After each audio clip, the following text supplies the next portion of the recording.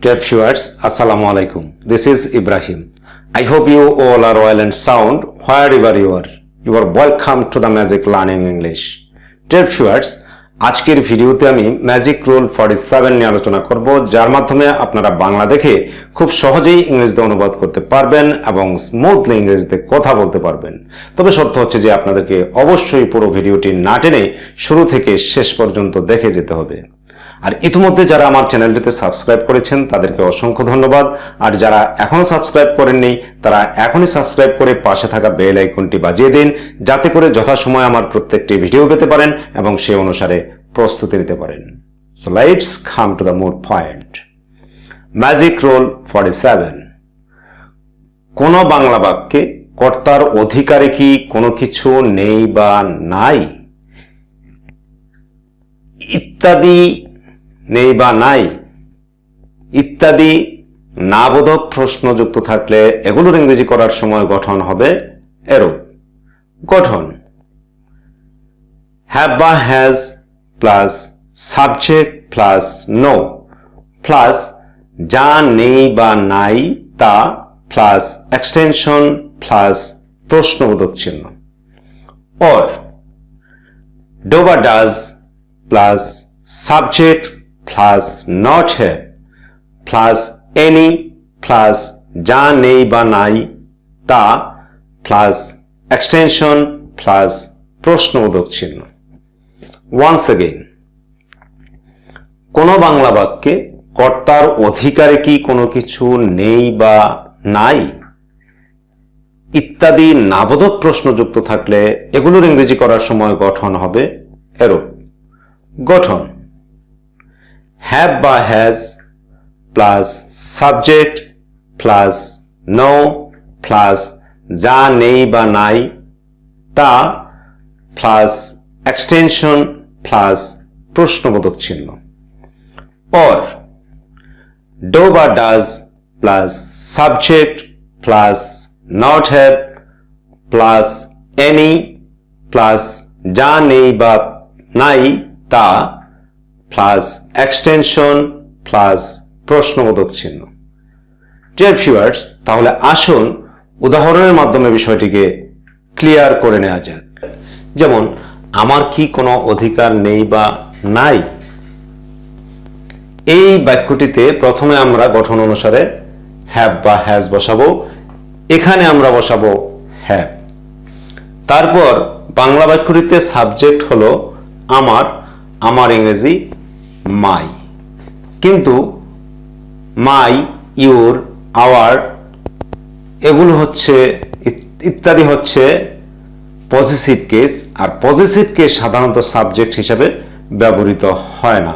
সেই জন্য আমরা এই ক্ষেত্রে মাই না বসিয়ে আই বসাবো। So have I. তারপর গঠন অনুসারে নো বসালাম নো। তারপর বাকি থাকলো যা নেই বা নাই তা। কি নেই? অধিকার। অধিকার ইংরেজি রাইট। তারপর এক্সটেনশন নেই, সর্বশেষ প্রশ্নবোধক চিহ্ন বসালাম, প্রশ্নবোধক চিহ্ন। তাহলে আমার কি কোনো অধিকার নেই বা নাই এর ইংরেজি হচ্ছে have I know right. Or দ্বিতীয় গঠন অনুসারে প্রথমে আমরা বসাবো ডো বা ডাজ। এই বাক্যটিতে আমরা ডো বসাবো। তারপর আমার ইংরেজি পূর্বের মতোই মাই না বসে আই বসাবো। So do I. তারপর গঠন অনুসারে নট হ্যাভ বসালাম not have. So do I not have. তারপর গঠন অনুসারে এনি বসালাম এনি। তাহলে do I not have any. তারপর বাকি থাকলো যা নেই বা নাই তা। কি নেই? অধিকার। অধিকার ইংরেজি রাইট। তারপর এক্সটেনশন নেই, সর্বশেষ প্রশ্নবোধক চিহ্ন। তাহলে আমার কি কোনো অধিকার নেই বা নাই এর ইংরেজি হচ্ছে do I not have any right. আমার কি কোনো অধিকার নেই বা নাই এর ইংরেজি হচ্ছে have I no right, or do I not have any right? পরের উদাহরণে তার কি কোনো আত্মীয় নেই বা নাই, এই বাক্যটিতে প্রথমে আমরা প্রথম গঠন থেকে হ্যাজ বসাবো। প্রথম গঠনে আছে হ্যাভ বা হ্যাজ, সেখান থেকে আমরা হ্যাজ বসাবো।